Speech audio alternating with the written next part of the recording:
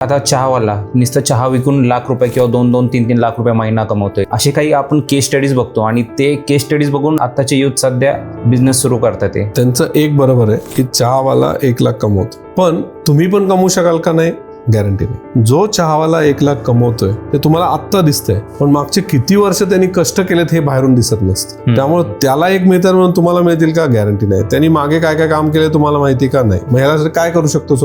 Solution is तुम्हाला कुठलाही business करायचा, चहा करू, मिसळ करू, काही करायचं, तुम्ही कुठेतरी 6 महिने 1 वर्ष काम करा त्या चहाच्या दुकानात. समजून घ्या काय सिस्टीम आहे, कारण बाहेरून सगळ्यात चांगल्या गोष्टी दिसतात, आत गेल्यावर कळतं अरे याच्यात हा पण नुकसान आहे, याच्यात हे पण प्रॉब्लेम होतं, याच्यात लेबर नाही मिळत, त्याच्यात इथं होतं. हे कळण्यासाठी तुम्हाला त्या इंडस्ट्रीत जॉब करायला पाहिजे, मगच बिझनेस उतरलं पाहिजे, ब्लाइंडली नाही उतरायचं. 50,000 रुपये जे महिना कमवतात ते पण असे इमेजेस बघून येतात की बाबा इथे 50,000 म्हणजे लयतले आपण 10-1 वर्ष काम करणार, पण त्याच्या पुढे आपण काम नाही करू शकत. एक्सपोनेन्शियल ग्रोथ आपल्याला जॉबमध्ये नसून बिझनेसमध्ये आहे. तर अशी माइंडसेट मुळे खूप आता बिझनेस सुरू करतात आणि नंतर ते फ्लॉप होतात.